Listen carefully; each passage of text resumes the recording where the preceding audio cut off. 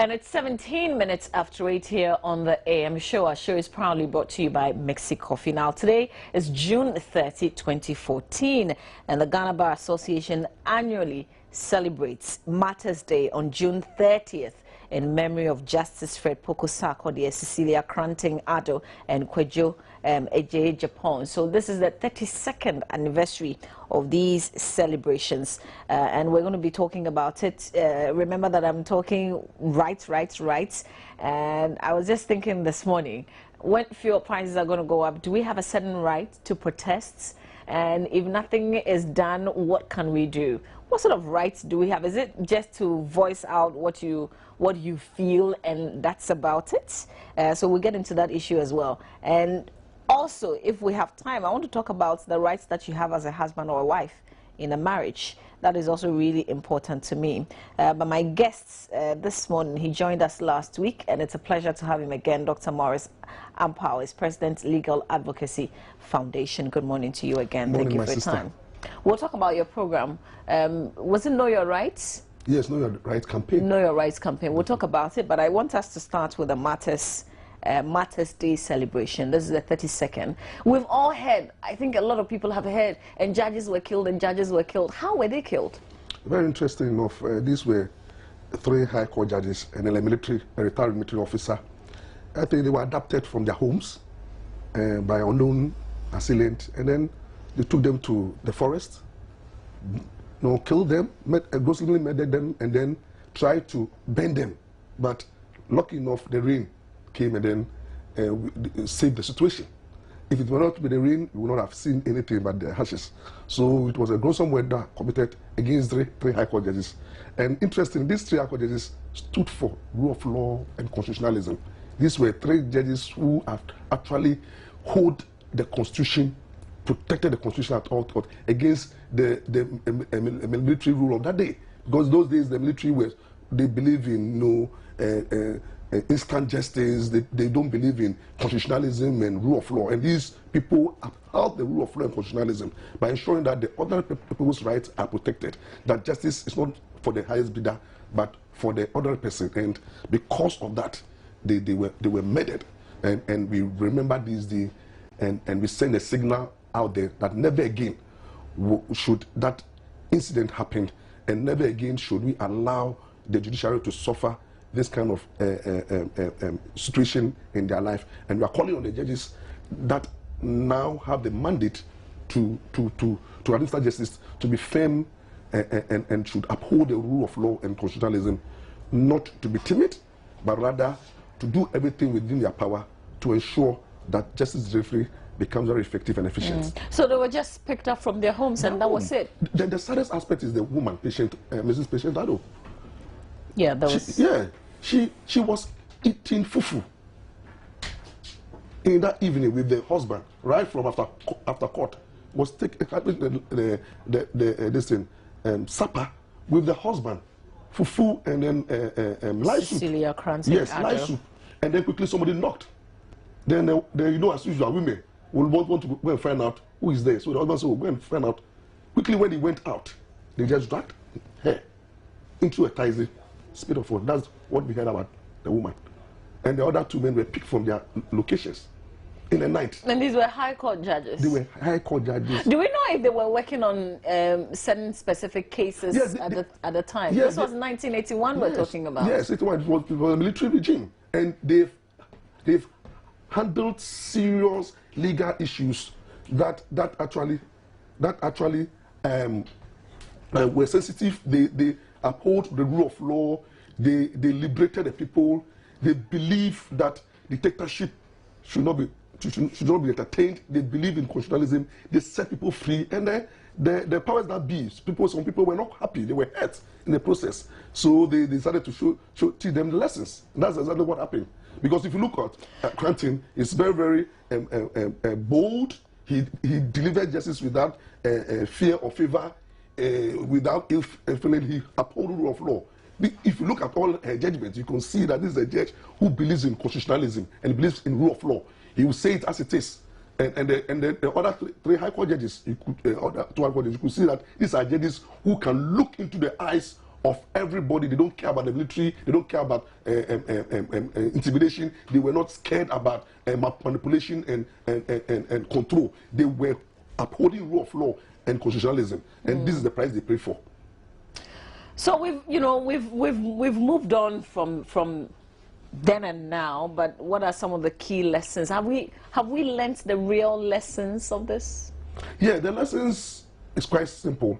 That as we remember these 3 High Court judges and then retired Supreme Army officer, the lessons is that look, it's very important that the judiciary, as an institution, uphold rule of law and constitutionalism, and also make sure that justice is not for sale, but justice becomes a right that the other person can claim, and then ensure that the judiciary asserts itself from any form of manipulation and control. That's what these 3 high courts stood for. Yeah, but most importantly, I mean, what the other things you just said, they are equally important, but are they really protected? Do you know if they have solid security around them? Yeah, recently you can say that they are protected, but since this incident, we have not had any recorded incident of murder. But when you talk about security, we are looking at not only their physical security, but even their security of their office.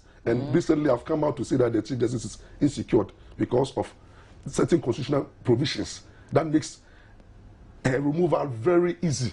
Look, now it's very easy to remove the Chief Justice than to remove the judges of any of the court and even judicial service staff members. Why do you say it's easy for you to remove? If you look at Article 146 of the 19th Constitution, it spells how a judge can be removed. But when it comes to the Chief Justice, all that you need is to file a petition to the President. Then the President will nominate 2 Supreme Court judges and then 3 other persons who should not be lawyers and anyway, 3. So now they become 5, and then the law says that they should look into the petition and then make a recommendation to the President. Then the Chief Justice can be removed based on the recommendation. So what is your fear? You think that, okay, if the President is selecting 2 people, then it would definitely be people who do what he wants them to do? Let me tell you something. Those I fear in every position is deputies.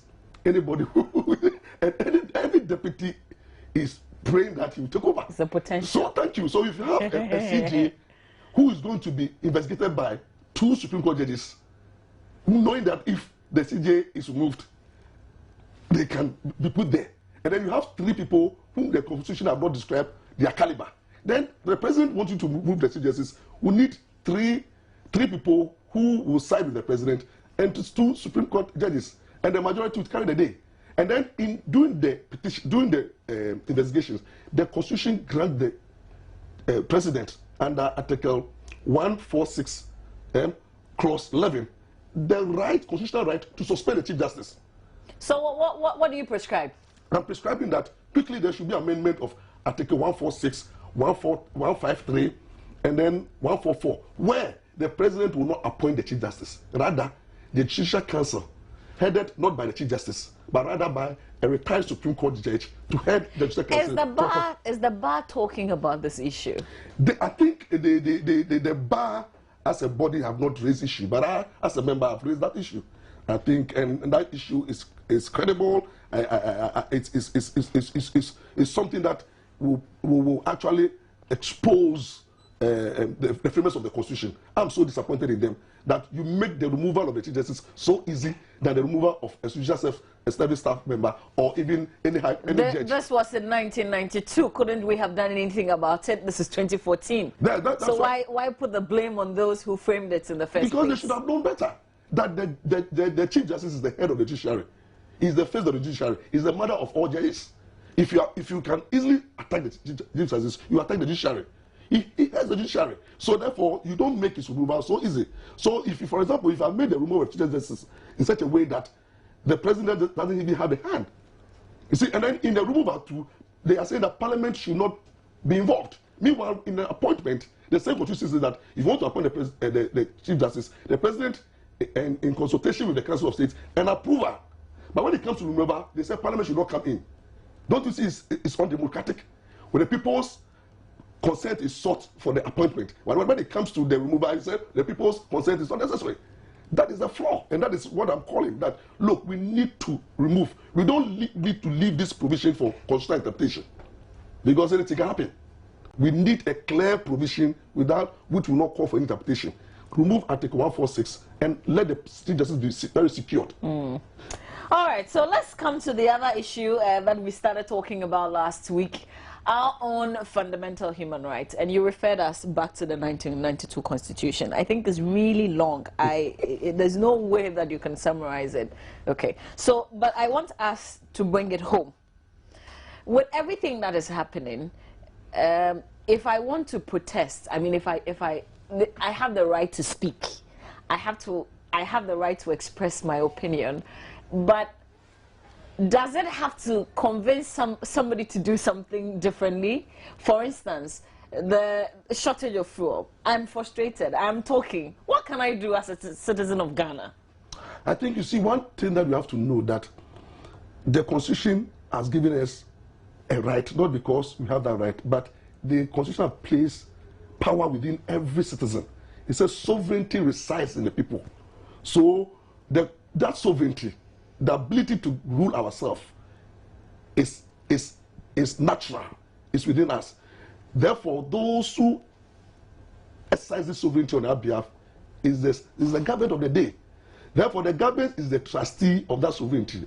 Therefore, if anything is happening in the system that you think that you are not comfortable with, you have the right to voice out, to criticize, not to insult, to put pressure. You can have a one-man pressure group, to write a memorandum, to petition, to even go on demonstration, and to write articles in order for voice to be heard. And this is one of the greatest tools. You see, let me tell you something. Government do listen. Everything that we say, as I speak right now, go to the presidency. They are watching me. They monitor everything that you say had effect on them. So don't think that they don't listen to us. They do, and it affects the way they do things. If we were not to be voicing having the right to voice, things will get worse. Look, because of the voice of people today, the minister and the deputy is being removed. If you were all quiet, I can tell you there will not be pressure on the president to remove the sport minister and the deputy, but because of the voice of the people. So let's have a voice. What I'm uncomfortable in this dispensation is we have allowed ourselves and we are selling our birthright as citizens of the Republic of Ghana. How? Because of Nukufiu. Because those, that times in every society, we have the voiceless. There are some people, because of education, because of where they find themselves. Look at the majority of people find themselves in the rural areas. What can they see? They don't have the that privilege. Can be heard. That can be heard. So some of us, when we have the privilege, by the grace of God, and we have the privilege in the media, we should not allow our integrity and our conscience to be bought. But what we find in the system is that the powers that be, they look at those who are vocal, those who are very critical, those who speak their mind, then they buy you. They either give you appointment, if they don't give you appointment, they try to give you consultancy, they try to come closer to you, and you can see that a lot of people who first were civil society, who were the voice for the voiceless, now you can see them, they can talk. They are now on the side of the government, and you are not now on the side of the people. But the government is there to serve the people. So allow the politicians to go out there and serve the nation, and those of us who have been called to do civil society work should be honest and truthful, so that we can put pressure on the government to deliver. But if you go and you allow yourself a position, how can you speak? You see, our rights can only be protected when we are ready not to sell it. Because sometimes some people feel, and we're talking, nothing will happen. It all happens. And then we just suddenly shut up. The problem that we have is that when it comes to the voice of the people, the ears of the people, the eyes of the people, is the media. But what I've seen in the Ghanaian media is that you don't follow up stories. You break the issue, and then you find you dump the issue somewhere. It will surprise you. But the reality is that if you break a story and you follow up first week, second week, perhaps third week, remember also that this is somebody's business. This is somebody's daily bread. So you can't have one issue and be saying it. I mean, it's not like a civil society group. This is somebody's business we're talking about. So you have other interests apart from the one story that you're breaking and following? That's why I will not falter the media too much, because if you break the story 1, 2, 3, then the civil society, somebody else pick it up. Somebody pick it up. Somebody pick it up. Should take it up, and then you see, do that with a clean conscience. Do that with a clean conviction. Don't be diabolic. Don't be petty. Don't have a malice. You see, and I can tell you, everybody who is listening to you, who you criticize, if you realize that you are doing it out of a good heart and doing it objectively, they even love you. They even like you. They know that you are speaking the truth. But if it is more of not a constructive criticism, but it's a way of just trying to take up advantage to kneel the person, to malign the person, or to make sure that the person looks unpopular, then you have enemies. So we need innocent, honest, truthful civil society leaders, human rights activists who are not doing it, and then at the end of the day looking for ministerial positions. Because we have so many instances where during the IEA, somebody becomes a moderator, and before realizing the person has become a minister. Then the issues will be that. So whilst you were moderating, what were you moderating? No, but is it wrong? Is it wrong, for you to serve, and perhaps you can make a difference? That's why they put you there. No, you see, but the problem is, when you are, is there any law that says when you're a minister, stop doing your civil society duties? Yes, when you're a minister, you are part of government, and it's very difficult to criticize your own government. You become unpopular, you put you out. What happened to Matiamidu? The moment you become vocal, and the party will fight you, the government will fight you. So you don't create impression. If today, the president finds it and said, look, Lampa have been appointed a deputy minister. Do you think that you can come and stand? No, if I call you, you tell me, oh, Mama V, you know I have. And I cannot even come and sit here and talk the way I'm talking. I've had that experience. Yes. Somebody told me that. You see, you can serve Ghana not only in ministerial position. Yeah, but you also get to a point where you have to eat. And if you're not making money from just coming to sit and be talking on behalf of the people. Let me tell you something. There is something that we don't know. Life is not about money. Life is about what you do and you feel so good. And you know, when you do things that are in the interest of the ordinary person, when you serve humanity, I have this saying that seek ye first the service of humanity, and all things will be added unto you. Oh, I thought it was seek ye first the kingdom of God. Thank you, but I've told it. You see, the kingdom, I say seek ye first the service of humanity. Let me tell you something, my personal experience. I went on air for 4 months to do election petition, without charging the station. I did it free. But do you know the benefit that I have? If you are going to the airport, the kind of respect, the VVIP treatment they give you. You see, when somebody says, oh, lawyer, you know, when you join the queue, so come. These are the. But how many people would be satisfied with this? You see, I believe that, look. Nobody's saying to anybody. No. I mean, people recognizing you and people. Or integrity. Are you going to eat integrity? No, you eat. Because you see, when you have integrity and honesty, you'll be blessed by the Almighty God. You will not fall sick. You know, you will not develop unnecessary BP. You will not have contract killers coming after you. You see, where I live, for example, I live in the Zongos. Nobody there attack me. But when you see that person is genuine, it's simple. You don't drive too much expensive car. Your children are not driving in an expensive car. You are not loading over the other person. You feel secured. You see, but there are people who are chopping the taxpayers' money, people who are corrupting the system, people who are into all kinds of deal, and they are being killed by if you are given an appointment as a minister, you won't take it? Is that what you're telling us? No, because I love what I'm doing. I'm so convicted. In my conviction, I think that I'm giving more than a minister. You see, let me tell you, ministerial position will come and go. But what I'm doing stays as long as I want to be there. So, what I'm getting is, with time, perhaps the people who speak for us as ordinary persons will not be there. So, are you encouraging us as individuals to keep talking? Yes, definitely. I'm encouraging every ordinary Ghanaian. See yourself that you have power. You have the legislative power in you. You have a judicial power in you. You have the executive power in you. All that you have done is that you have entrusted it. So I am a judge. You are a judge. We do judge. What do we mean by judge? To decide. So you have the power to judge.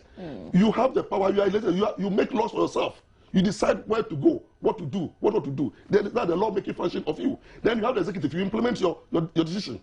But because we cannot do it, as we live in a society, we need to entrust it to the state and the government of the day. Because, you know, sometimes when things are not going on well and people want to talk, they rather keep quiet and say, okay, we'll decide, you know, during elections. No, there is we'll make our decision, you know, 2016, that kind of thing. It is not good to do that.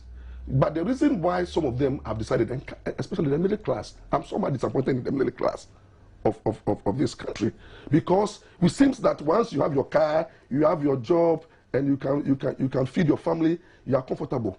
So people fear is that if I go out there and speak my mind, I'll be insulted, I'll be attacked, I'll be attacked. If you go to the social media, even as I speak right now, you see some serial callers. They'll start attacking you, your personality. Don't mind them. They are cowards. But once they cannot come and attack you personally and speak to you about it, use the social media, they are cowards. So you just ignore them. Do the majority, and God Almighty, knowing very well that you are doing it from a sincere heart, will protect you, will bless you, will give you all that you want in life, and also prosperity. Will judge you. Okay, so now that you're encouraging us to speak our mind, let me activate the phone line so that you can join in this discussion.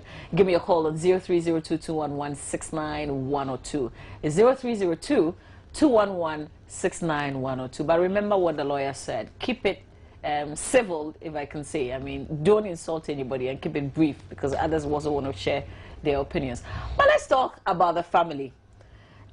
Do husbands and wives, whilst they are still alive and married, have rights in their marriage? Seriously, husband and wife is a contractual relationship. You enter into a contract when you marry, and that relationship has rights and duties. So it has rights. Which is not explicitly or expressly spelled? Yes, expressly spelled, but at times you can reduce it in paper too. You can decide. You can? Yes, you can. You can reduce your relationship to paper, and then others too are implied. It's like but you see, we have the basic rights, and then we have some of the rights you can compromise on. So, for example, the right to sex is fundamental, so that if I'm a husband, I have the right to have sex with my wife, and my wife do the same. And the law says that if you deny both a party, that sexual relationship, it is an abuse of that right, and the person can go to court and seek for divorce. Oh, now, just that. Oh, okay. Because you are not Christian brothers and Christian sisters. You know, when you marry, Christian brothers and Christian sisters, they don't have sex. You are married, and the purpose of marriage, I may look controversial, is to have sex. And then produce but children. Doesn't the other person have the right to say no? Yeah, that is why I'm saying that the fact that you have a right, you have a responsibility, a duty to also make sure that you don't abuse the right of the other. So what you do is that you make a nice proposal on when and then how. Okay. All right. So that you don't get the Let right. me speak to Mohammed. He's calling from Bimbala. Good morning, Mohammed. Thank you for your call. Good morning, please. Yes, sir. You're on air. Yeah, let me say good morning to the doctor in your studio. Yeah, Dr. Ampao, sure. Dr. Ampao, I admire you very much.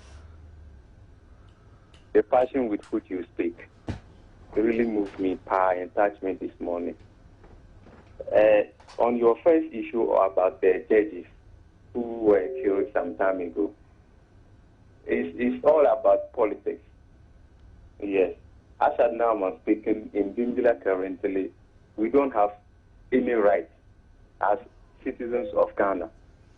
What do you mean by that, Mohammed? So serious. You know, currently Bimbila is having some problems. And the joint security there is molesting people. If you are not with that side, if you cough, they come on you. You can imagine a whole deputy Northern Regional Minister ignoring a court injunction, saying he prefers to lose his position after burying somebody. As the lawyer mentioned earlier, the position you are in today, remember somebody was there. He will live very long. But on that note, Mohammed, I'd like to say you're presenting one side of the story to us, but I appreciate your phone call. I know the person is not there to defend himself. Exactly. So I'm saying is really true. Okay. We'll cross check. We'll cross check, but we'll leave it here. Thank you so much, Mohammed. Okay, and I'll take Ibrahim's call. Ibrahim or Abraham, you're calling us from the Volta region. Thank you. You're on air. Yeah. Good morning. Yes. Good morning, Abraham. Yes. I share in with Dr. Ampau's position of getting some social capital by fighting for the rights of the ordinary citizens. I want us to relate to the issue, the rights that we have as citizens. Currently, we have the statutory funds which are not going at all. Government is not releasing funds to get funds, national health insurance, common fund, and all this. What are the rights that we have, and how do we go about it? Okay. I want Dr. Ampau to address this issue. That's because a very important question. I am expecting that he, by now, by his position, he would be on his feet fighting for the ordinary person on the street. Those of us who are here, the schools, uncompleted school buildings, they are there. These are the things we should be fighting for. And I'm expecting that he will do something about it. Thank you very much. Thank you. That's a very important question that you've raised there. But I'll just speak to Mutala, and then we'll box it up. So just hold my calls for me. I'll speak to Mutala now. Mutala, good morning. Good morning, madam. Yes, sir. Thank you for your call. You're on air. Thank you. I'm calling from Wale Wale. Okay. Yeah. Just want to thank Dr. Ampau for giving me inspirational speech this morning. Wish to keep it on. I also wish to see him at the top level of the judges. Okay. All right. So that is my mentor. Okay. Yeah. All right. That's good. Yeah. He's a very good person to look up to. But thank you. Know. I wish you was a lady. Oh, then you would have what? Married him or something? Like whatever to do to get out of good clothes. Thank you very much. Thank you, Mutala. Thank you for your call this morning. Okay, somebody is wishing if you're a woman. You see, no comment. Yeah, but I think Abraham raised a very important issue.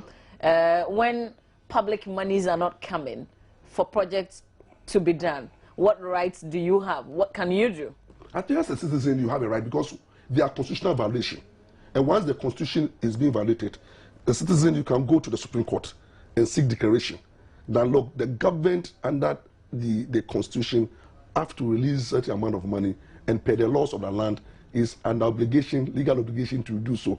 Failure to do so is violating the constitution and the laws. Therefore, for a declaration and an order. When that is done, a declaration and order, then if they don't have the money, they should come and explain to the court.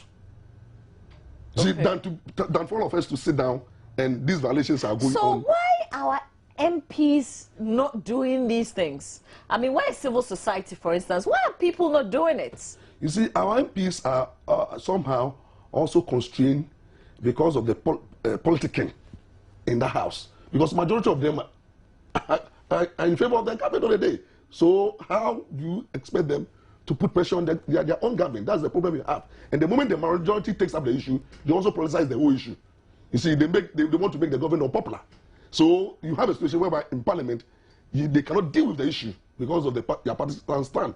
Now, when it comes to civil society, those who are vocal at times are attacked as anti-government.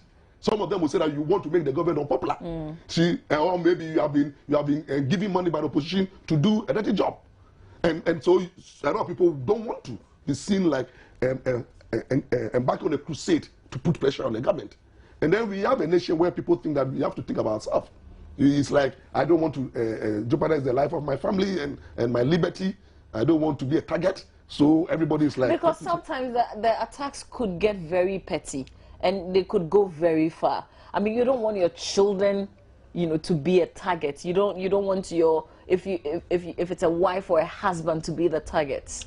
Sometimes they can be very petty. Petty. And there's one thing about some of our people. They just cannot stand people who are succeeding.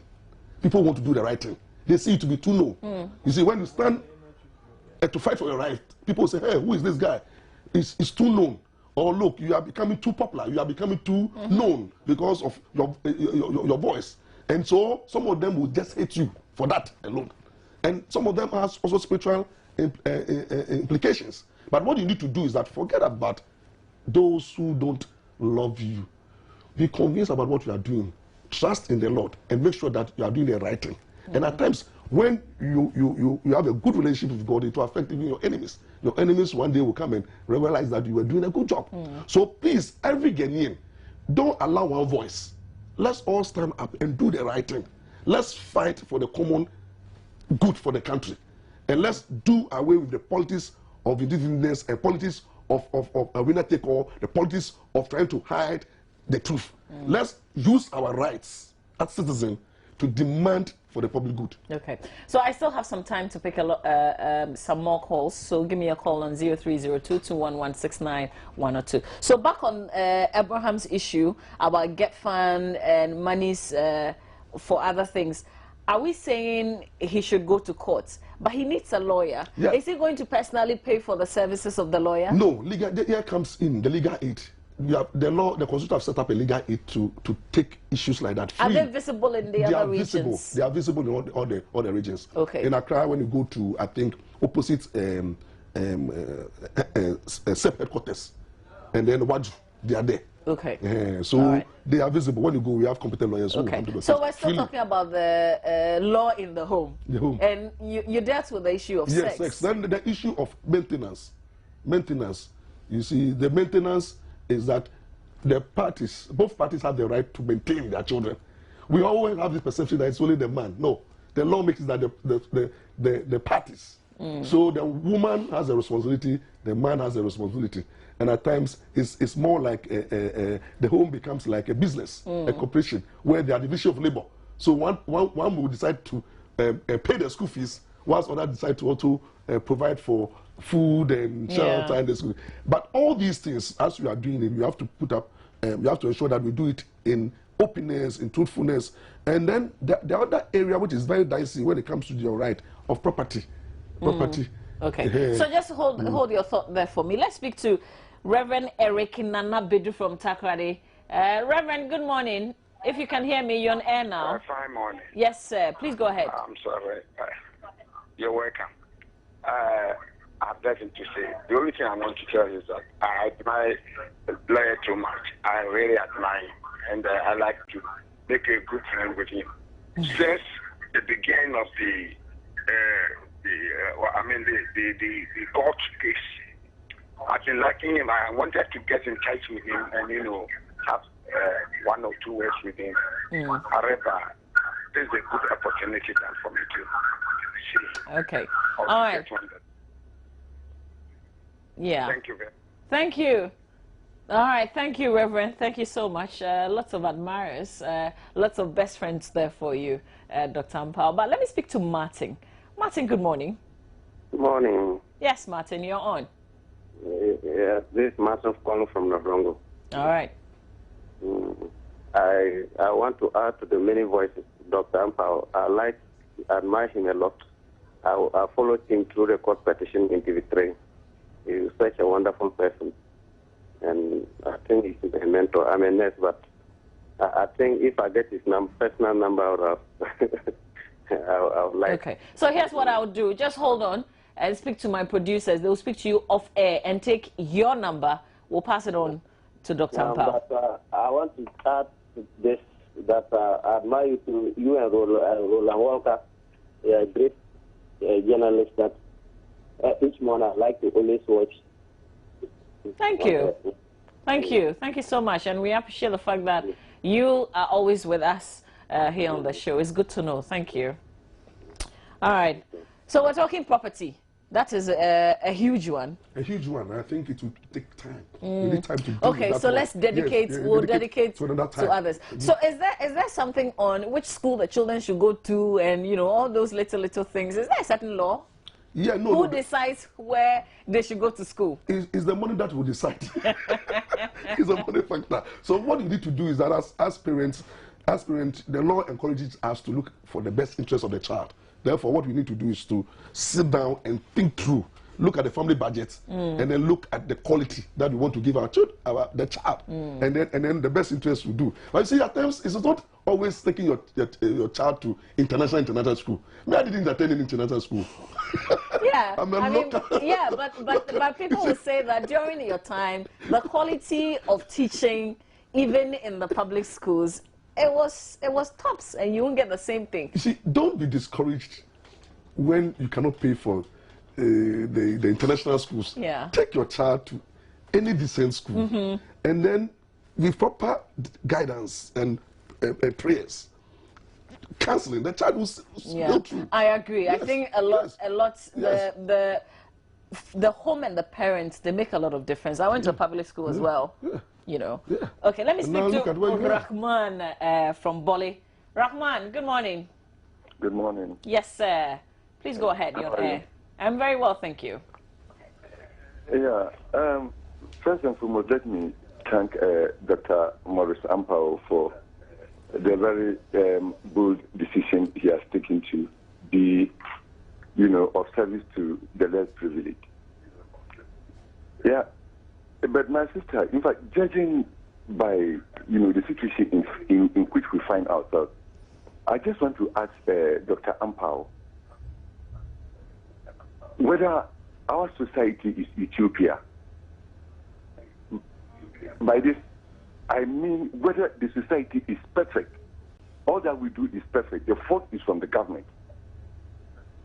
I don't get you. Whether the individuals were perfect and it's only the government that is to blame, you're asking? Yeah. What I'm trying to say is whether as individuals we are perfect in whatever we are doing, and that the situation in which we find ourselves, like for instance, you just refresh your memory in recent time what is just happening, Jida, Suba, I mean, you just name them. Whether it is the fault of the government or it is the fault us. of we as individuals or both. All right, I get you, Rahman. I get you. Sometimes when you think about the issues, they simply do not make sense. I get you, understand you. Thank you. Can I answer that? Yes, you can. See, let me tell you something. Once we have a right, we also have a duty. And we cannot blame the government. We also have to blame ourselves. You see, everything that we have accused the government of doing, we individually are also, most of us are guilty. You see, we accuse the government of overspending. We also overspend. We accuse the government of corruption. We also engage in corrupt activities. Yeah, because it's the same individuals who end up forming the government. You see, we accuse the government of not prioritizing. And the same thing. You have a young man who just started working, and the man is living beyond his means. You've gone to purchase a car, and you are paying high purchase. You are spending beyond your budget, and then you are living an irresponsible life. You are chilling here and there, and then when you tell and say that the economy is difficult, no, you also have to be responsible. Live within your means. If you want to attack, not attack, but you want to correct the government, correct yourself. If we live a very simple and moderate life, no amount of money that we get, we can budget. The government is having deficits. Individually, we are also having deficits. We are corrupt. We are not responsible, and we always want to accuse the government. If we start also individually, doing the right things, then government will have a lesser burden. So that you can. But now we can look at the faults. Look at the sanitation situation. Look at the way we corrupt our institution. Look at even this small fuel shortage. Look at how some citizens made money out of it. Somebody was selling Vortic, mineral water, petrol, 10 Ghana cedis. You see that? So we ourselves ought to be blamed. Yeah, but in situations like this, I mean, I bought 6 gallons, which they said ideally should be 60 Ghana for 70 Ghana. I mean, could I have said no? That would be just one person, and somebody else would probably have bought it for 80 Ghana. That person is not patriotic, but it turns around to blame the government of the day. So before you want the government to be responsible, your government to behave in a way that you want, check yourself. It starts from you. Let's all Ghanaians begin to check ourselves, know our right and our responsibility. Once we check ourselves, when we begin to now look at the government, we can then have the moral courage to criticize the government. Okay. All right. So 30 seconds, your program, the right to know. The Right to Know campaign is about to take off. I'm taken this June, July to train legal volunteers. June is already gone. Yes, July to train legal volunteers because see, the court will legal volunteers. I want legal volunteers, all the regions. Okay, what would they be doing? I will train them on the basic laws so that they will do what we call legal evangelism. I train them the basic laws. So go and spread the news. Go and spread the news. Your fundamental human right. I train you at your own costs. I know civil society. Because if I had money, I would have given you, yes, funded you. Because it's a good project. Yes, and it will make people patriotic. They go. See, the church can send people to do evangelism. Why can't we do legal evangelism? Sure. So I go throughout the whole regions and district, and I love the rural areas. That is where we have to touch them. Most of them don't know their right, how to write. So I train them, then they send them. I like that a lot. And the next time you come here, we'll talk extensively on that. Definitely. Yeah, but thank you so much for your time this morning. I mean, I think they've said everything. But just by way of information, Ghanaians will be spared of the imminent increase in fuel prices on July 1, which is just tomorrow. This is because the National Petroleum Authority has maintained the prices in its latest price review despite earlier indications of a 20% increase. This information that we're getting. Also, government has directed the Ghana Revenue Authority, the GRA, this is also information that's coming in, to suspend the implementation of the 17.5% value-added tax charges on non-core financial services. We're also hearing of some persons who are putting themselves together to go on demonstration at the Flagstaff House. We'll bring you details of these stories and more on News Desk with Kemini Nyamani Amano. That will be at 10 here on Joy News. Stay with us. But for now, that's it for the AM show. My name is Mama Vio Swabwaji. Was here with Roland Walker. Thank you to everybody who made the show. God willing, we'll be here tomorrow. Holiday. We'll be holidaying with you here on the AM show.